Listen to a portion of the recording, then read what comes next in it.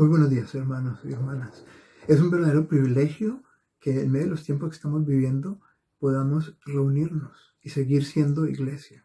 La iglesia no ha cerrado sus puertas. La iglesia de Cristo sigue hoy más viva y activa que nunca. Y le damos gloria a Dios por la tecnología que permite que podamos reunirnos desde puntos tan diferentes. Ahora, yo sé que se ha hablado mucho hoy, mucho en estos días, eh, y se podría decir mucho más sobre esto de la pandemia, de los tiempos que estamos viviendo, de cómo es la vida, cómo ha cambiado la vida. Pero yo no quiero añadir más, solo quiero decir una cosa, resaltar algo. Y es que si esta pandemia ha despertado algo en la sociedad, es una profunda sensación de vulnerabilidad. Estamos acostumbrados a vivir vidas más o menos estables, donde teníamos controlado casi todas las situaciones de nuestra vida. Creemos que la ciencia, por ejemplo, podía responder a todo, tenía las respuestas para todo. Tenía la idea de que el dinero podía comprar, bueno, todo o casi todo. Pero esta pandemia ha revelado cuán inciertas son todas las seguridades supuestas que teníamos. Y ese sentimiento de vulnerabilidad hace que los temores que ya traíamos de antes se acentúen aún más. Quizás la reacción más generalizada o el sentimiento más generalizado hoy en día ante lo que está pasando es el temor. Y en tiempos como este, qué tan importante es volver a la escritura y estudiar las historias sencillas pero profundas de la Biblia. Y hoy quisiera que miráramos una de las historias de Jesús que se encuentra en Mateo 4, 35, al 41, cuando Jesús calma la tempestad. Vamos a leerlo. Yo estoy leyendo de la Biblia de las Américas. Dice así: ese día, caída de la tarde, les dijo, eso es, Jesús les dijo a los discípulos, pasemos al otro lado. Despidiendo a la multitud, le llevaron con ellos en la barca como estaba, y había otras barcas con él. Pero se levantó una violenta tempestad y las olas se lanzaban sobre la barca, de tal manera que ya se anegaba la barca. Él estaba en la popa durmiendo sobre un cabezal. Entonces le despertaron y le dijeron, Maestro, ¿no te importa que perezcamos? Y levantándose, reprendió el viento y dijo al mar, Cálmate, sosiégate. Y el viento cesó y vino una gran calma. Entonces les dijo, ¿por qué estáis amedrentados? ¿Cómo no tenéis fe? Y se llenaron de gran temor y se decían unos a otros, ¿quién pues es este que aún el viento y el mar le obedecen? Ahora, estamos aquí al comienzo del ministerio de Jesús. Dice el Evangelio que grandes multitudes seguían a Jesús y se admiraban de su enseñanza porque enseñaba con autoridad, no como los escribas. Y dice que tal llegó a ser la popularidad de Jesús que tuvo que pedirle en algún momento a los discípulos que consiguiera una barca desde donde él pudiera predicar a las multitudes, porque las multitudes lo apretujaban. Ahora, en esta ocasión de la historia que hemos leído, Jesús había estado enseñando todo el día desde la barca y al atardecer Jesús se propuso cruzar al otro lado del lago de Galilea, el mar de Galilea, como le llamaban los israelitas. Quizás Jesús necesitaba descansar, había sido un día intenso, su ministerio en esos días era bastante intenso. Quizás Jesús quería estar a solas con los discípulos. Entonces Jesús despidió a la multitud y comenzó el viaje a través del lago. Pero dice que se levantó una violenta tempestad y las olas se lanzaban sobre la barca y iban a anegarla. Ahora, para la mayoría de nosotros, el mar está asociado con cosas positivas. Vacaciones, playa, descanso, relax, paisajes preciosos, puestas de sol preciosas. Sin embargo, también sabemos que el mar tiene un gran potencial de destrucción. Por ejemplo, recordamos los tsunamis, el tsunami en el sureste asiático en 2004 o el tsunami en el Japón en 2011. Quizás Algunos de nosotros hemos vivido experiencias peligrosas en el mar y sabemos que el mar, hermoso como es también un lugar al que tenemos que acercarnos con mucho cuidado y respeto. Y yo creo que de igual manera los judíos, que eran navegantes diestros, veían al mar como un lugar no solamente de provisión, de comida, de recursos, pero también como un lugar de caos y destrucción. En la literatura bíblica, el mar se convierte en una metáfora, en una comparación de las fuerzas del mal y de destrucción y caos. La Biblia, por ejemplo, habla del diluvio, en que las aguas destruyen el mundo, que había el mundo habitado en aquel entonces. Vemos la historia del pueblo israelita. Las mismas aguas que Dios abrió, las aguas del Mar Rojo que Dios abrió para que los israelitas pasaran por tierra seca, esas mismas aguas se vuelven y destruyen al ejército del faraón. Es en la mar donde habita el Leviatán, el monstruo marino que se opone a Dios. Y algunas veces, especialmente en los Salmos, las aguas representan los problemas de la vida, los peligros, amenazas, presiones que se ciernen sobre las personas. David, por ejemplo, dice, las aguas me han llegado hasta el alma, me he hundido en cieno profundo y no hay donde hacer pie. He llegado a lo profundo de las aguas y la corriente me anega. La tempestad a la que se enfrentaban Jesús y sus discípulos era una tempestad de proporciones mayúsculas. Tenemos que recordar que los discípulos eran hombres de mar, hombres cuya vida estaba en el mar, trabajaban en el mar. Seguramente habrán vivido muchas tempestades, muchas tormentas, y estaban acostumbrados a lidiar con ellas. Por eso esta tormenta que se cernía sobre ellos tenía que ser una tormenta de proporciones muy grandes porque ellos estaban atemorizados. Pero lo curioso aquí es que mientras la tormenta arreciaba, Jesús dormía.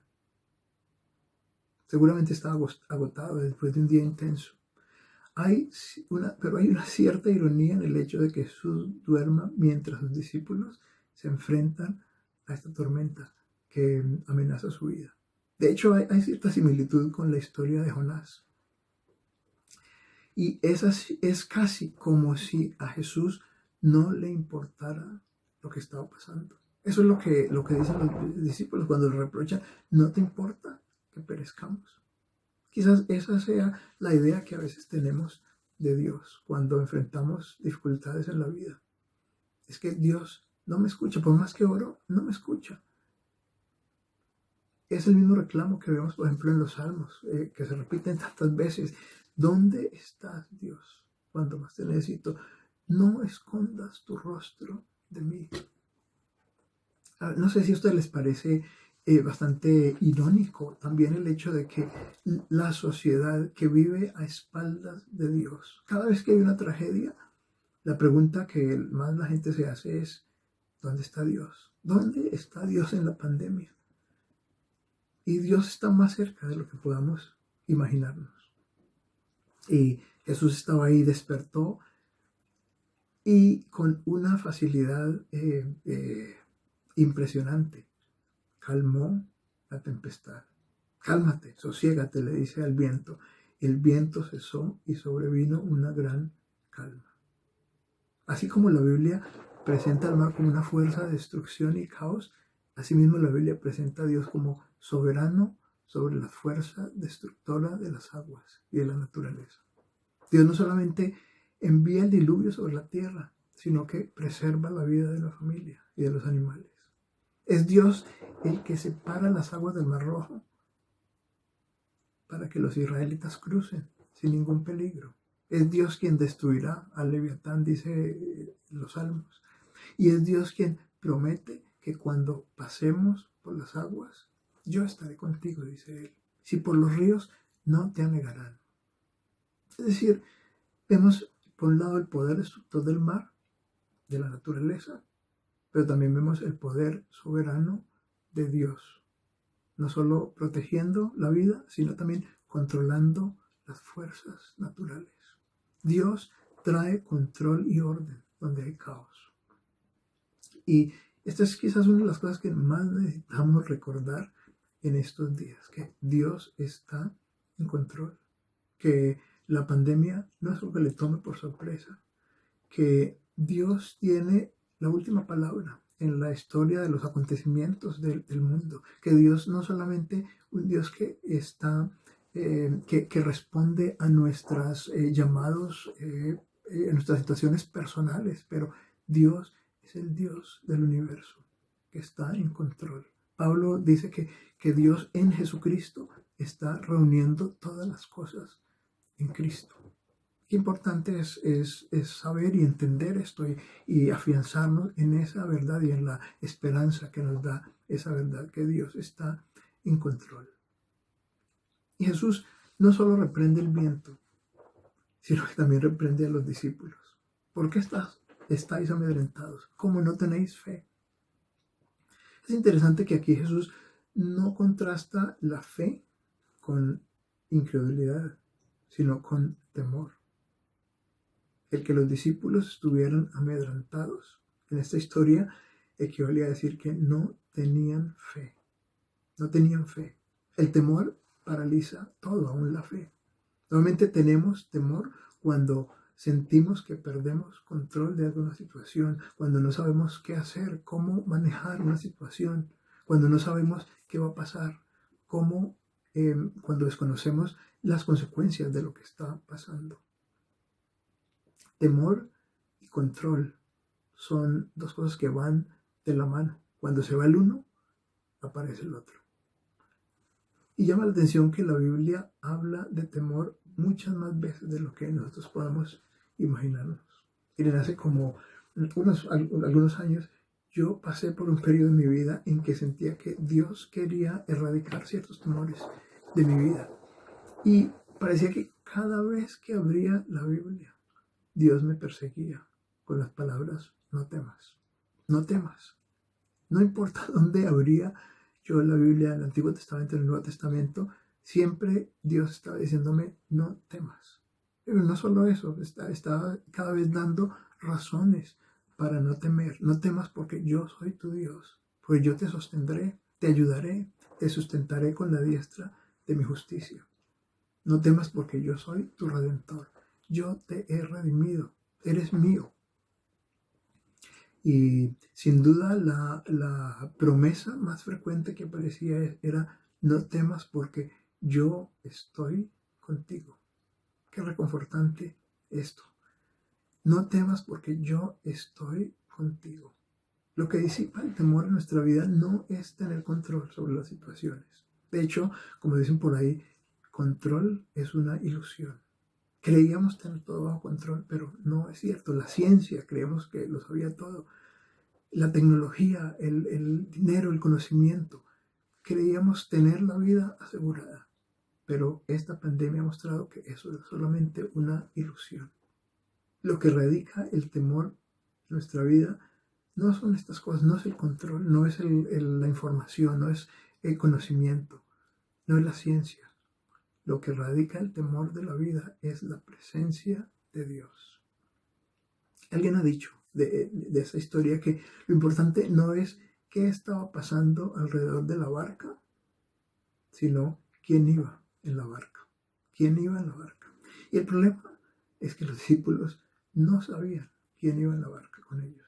No sabían quién era Jesús realmente. Cuando Jesús calmó la tempestad, en lugar de tranquilizarse, tuvieron aún más miedo. Si antes tenían miedo, ahora estaban aterrorizados. ¿Quién pues es este que aún el viento y el mar le obedecen? Una de las claves para entender el Evangelio de Marcos es la identidad de Jesús. Miren, cuando uno comienza a leer el Evangelio, uno nota que se hacen muchas preguntas en torno a la persona de Jesús. ¿Quién es este? ¿Qué es lo que enseña?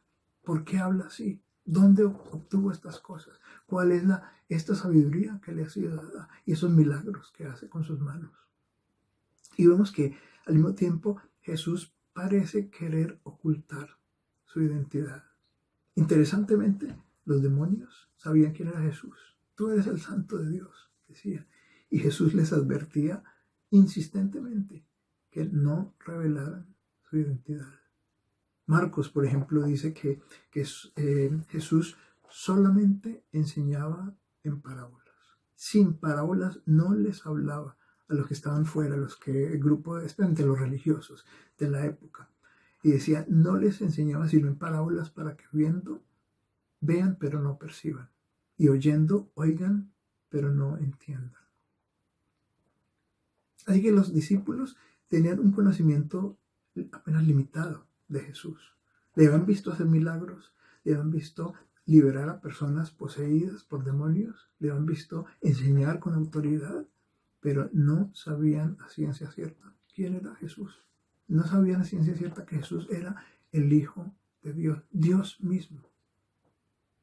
Tener control sobre la naturaleza, calmando la tempestad de la manera que Jesús lo había hecho, equivalía a decir que Jesús es Dios. ¿Quién puede hacer algo así si no solamente Dios? Pero ellos no hicieron esa conexión. Y solamente más adelante en la historia, en el capítulo 8, cuando Jesús les pregunta, bueno, ¿quién decís que soy yo? Que Pedro, el más extrovertido, el hombre que tenía más arrojo entre los discípulos, contesta, tú eres el Cristo, el Hijo del Dios viviente. Y esta declaración cambia completamente todo el curso de la narración en Marcos. Ahora yo sé que todos estamos luchando con temores de una u otra índole. Temor a contagiarnos, temor a la muerte o a la muerte de un ser querido, un ser cercano, temor por nuestra estabilidad laboral, económica, temor a más encierro, temor al mañana, temor a no saber cómo va a ser el mundo después de la pandemia. Y estos temores se disipan solamente cuando aceptamos que no podemos tener el control en la vida de todo. Cuando depositamos nuestra confianza, nuestra fe en aquel que sí tiene el control de todo, incluso el viento, el mar, el universo, la pandemia. Pero para confiar en Dios tenemos que conocerlo. Los discípulos no tenían fe y estaban atemorizados porque no conocían a Jesús. Fe en Dios, no es optimismo ciego, no es decir, bueno, yo sé que de alguna manera las cosas van a ir mejor mañana. Fe en Dios es confianza en una persona, confianza en la persona de Jesucristo. Y esto supone una relación. Cuando Dios dice, no temas porque yo estoy contigo. O cuando Jesús promete en la Gran Comisión, he aquí yo estoy con vosotros todos los días hasta el fin del mundo. Yo siempre he pensado que era como una especie de bastón que Jesús ofrecía para apoyarnos, ¿no? O como una especie de comodín que sacamos del bolsillo cuando necesitamos y luego cuando ya no necesitamos, pues volvemos a poner en el bolsillo.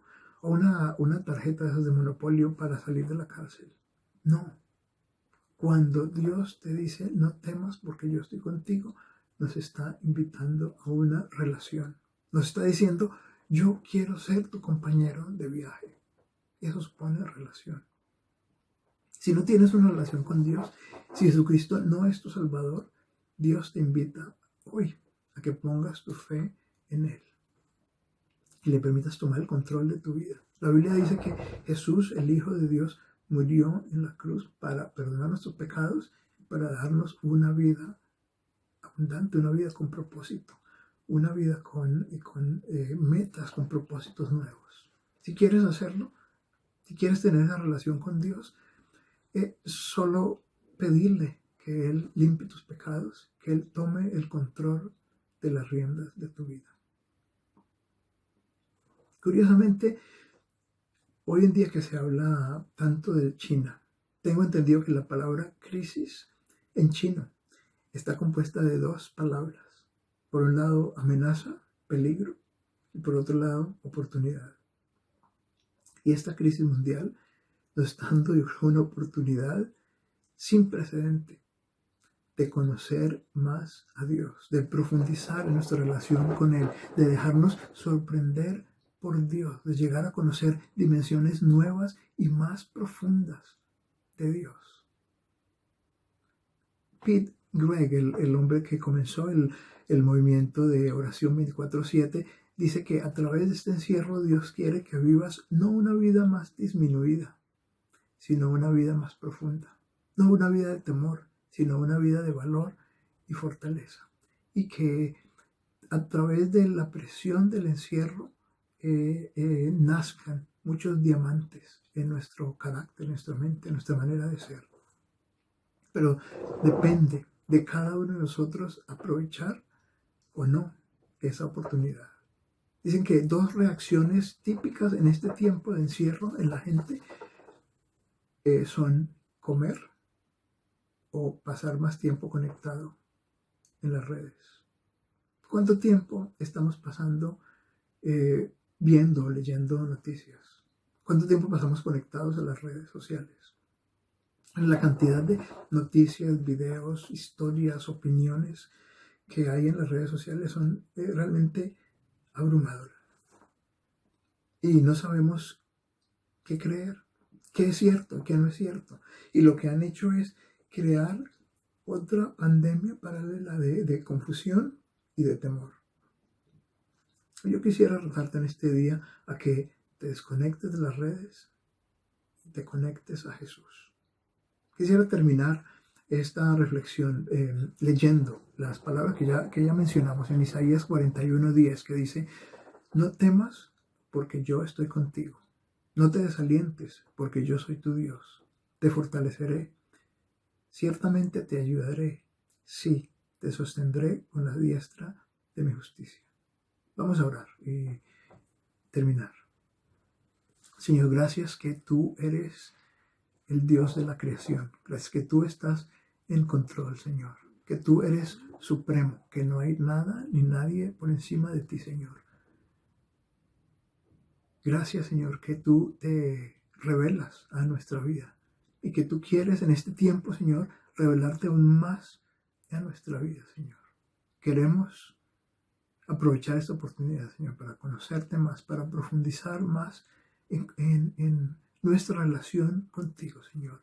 Que al salir de este tiempo, al terminar este tiempo de encierro, seamos mejor, seamos diferentes, Señor, para honra y gloria de tu nombre y para bendición nuestra y de los que están a nuestro alrededor. En el nombre de Jesús te lo pedimos y te damos gracias. Amén. Dios nos bendiga, hermano.